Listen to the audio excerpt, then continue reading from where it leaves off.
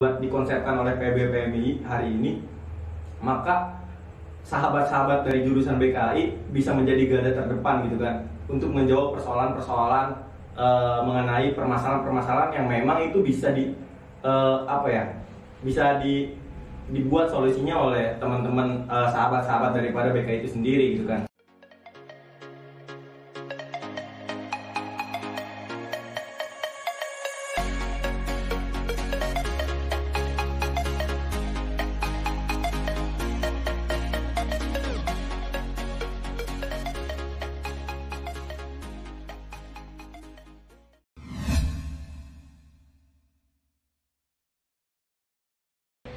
Assalamualaikum warahmatullahi wabarakatuh. Hidup mahasiswa, salam pergerakan Imperium Bintang 9.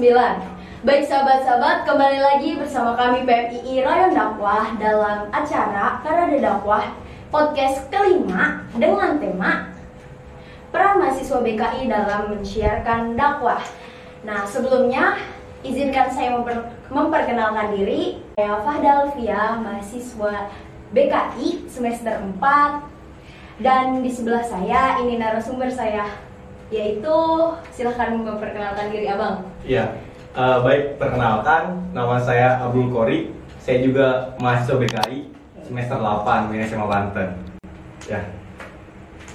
Oke, sahabat-sahabat, jadi di sini berdasarkan tema kita tadi, yaitu peran mahasiswa BKI dalam mensiarkan dakwah. Nah, di BKI sendiri ini kan bang, kalau misalkan mungkin kalau BK umum itu gelarnya SPD ya, SPD. Nah, kalau misalkan BKI di UIN sendiri atau di UIN yang lain itu kan gelarnya ESOS nih.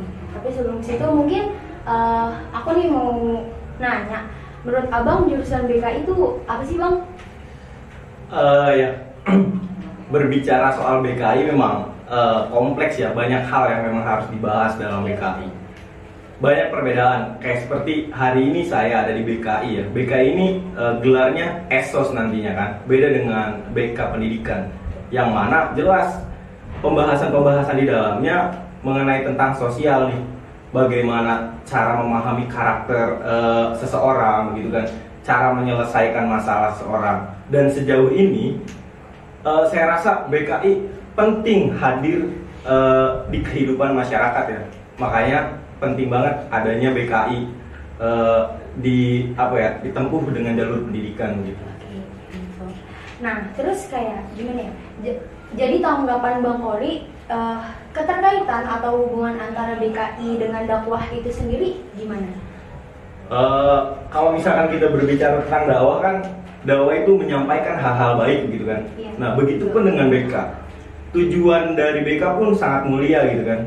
BKI sendiri memiliki tujuan memberikan layanan yang hasilnya nanti akan menemukan solusi. Nah, dia hanya membimbing, kan kita bimbingan konseling. Bimbingan itu memberikan bantuan gitu kan. Di konseling nih si klien tersebut agar supaya bisa mengarah, dia bisa menyimpulkan atau mendapatkan solusinya tersendiri dari masalah tersebut. Nah, ketika kita kaitkan dengan dakwah, jelas ada keterkaitan.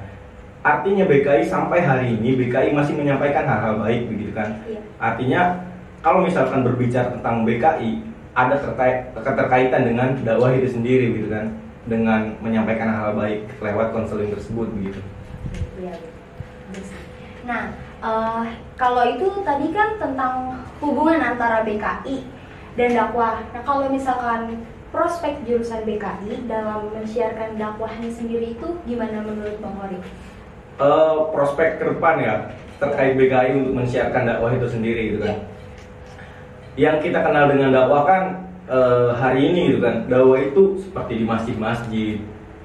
Bahkan sekarang timbul banyak ustadz-ustadz atau kiai-kiai ceramah gitu kan. Sampai hari ini kan stigma masyarakat mengenai tentang dakwah kan selalu ceramah-ceramah begitu kan. Betul. Padahal kan dakwah kan sederhananya kan tadi menyampaikan hal baik begitu kan. Dengan kita seperti ini menyampaikan hal baik itu pun bagian daripada dakwah begitu kan. Kalau kita lihat prospek ke depannya, jelas BKI memiliki prospek yang bagus dalam menyiarkan dakwah itu sendiri gitu kan. Setiap ada klien yang datang misalkan perorangan, entah itu bimbingan secara individu maupun kelompok, maka akan ada hal-hal baik yang disampaikan, akan ada sebuah dakwah yang disampaikan gitu kan. Artinya BKI ini bisa memiliki prospek yang bagus dalam mensiarkan dakwah itu sendiri begitu. Makanya kan sekarang BKI itu ada di Fakultas Dakwah, karena memang dakwah tidak bisa terlepas nih, atau BKI tidak bisa lepas daripada dakwah itu sendiri gitu kan.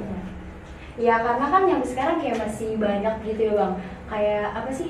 Kok BKI gelar esos, terus apa hubungannya konselor gitu terus sama dakwah kayak gitu kan.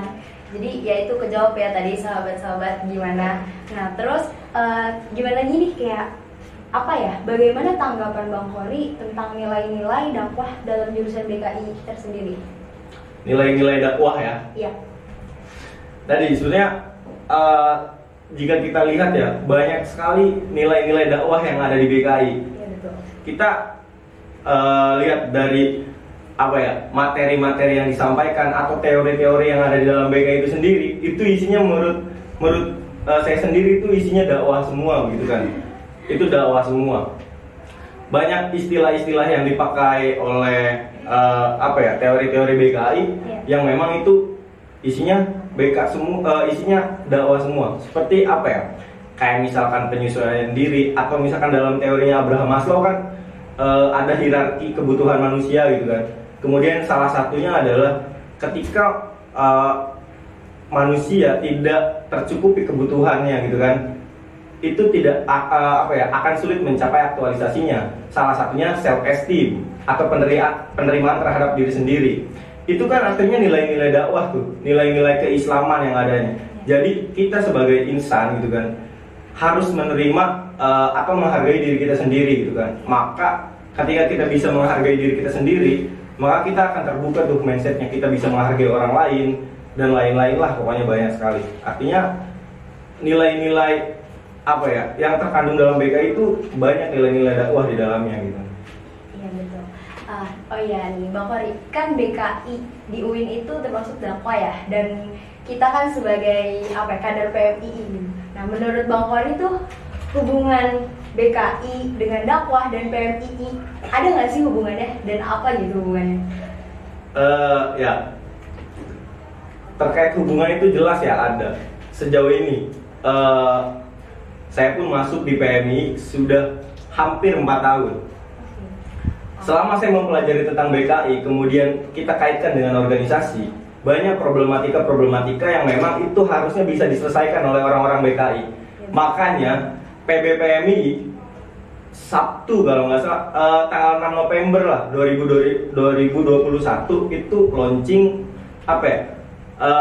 terkait kayak rumah konseling gitu kan, profesi psikologi dan konseling. Tujuannya jelas untuk menjawab permasalahan-permasalahan terkait konseling tersebut. Karena memang ya kita tidak bisa memungkiri PMI hari ini menjadi organisasi nasional terbesar yang kadernya banyak. Tentunya permasalahannya pun banyak. Seperti kenyamanan kita di organisasi, rasa bosan kita di organisasi gitu kan. Hal-hal itu kita bisa selesaikan dengan orang-orang BK ini kan. Karena BK pertama dia mempelajari bagaimana menilai seseorang gitu kan. Bagaimana cara menghadapi lawan bicara yang seperti apa. Kemudian adanya rumah konseling nantinya akan menjawab persoalan-persoalan tersebut gitu kan, yang nantinya permasalahan tersebut akan sedikit mengkikis gitu kan. Nah sehingga kader-kader PMI makin banyak gitu kan yang aktif lagi di organisasinya. Nah begitu ya sahabat-sahabat yang tadi. Oke, terus karena Bang Khori ini sekarang notabene masih mahasiswa BKI juga ya, apa sih motivasi dari Bang Khori sendiri untuk menguatkan rasa memiliki terhadap jurusan BKI itu sendiri? Oke. Motivasi ya. Pertama sih yakin. Menurut saya harus yakin. Setiap ilmu itu ada manfaatnya, gitu kan. Setiap ilmu pasti ada manfaatnya. Tadi banyak sekali manfaat BK, baik di organisasi, sosial masyarakat dan lain-lain, gitu kan. Yeah. Artinya agar supaya kita memiliki yang kuat, maka kita harus tahu dulu nih terkait BKI, apa tujuannya, fungsinya, kenapa sih harus ada BKI begitu kan? Kalau misalkan kita sudah memahami akan hal itu, maka rasa memiliki kita akan semakin kuat. Kayak contohnya misalkan, bagaimana kita bisa cinta terhadap organisasi kepada PMI misalkan? Ya kita harus tahu dulu sejarahnya, kemudian PMI lahir karena apa gitu kan. Setelah kita mengetahui, ya maka kita akan rasa cinta, rasa memilikinya akan semakin kuat. Begitupun dengan jurusan kita. Ya kita harus yakin lah.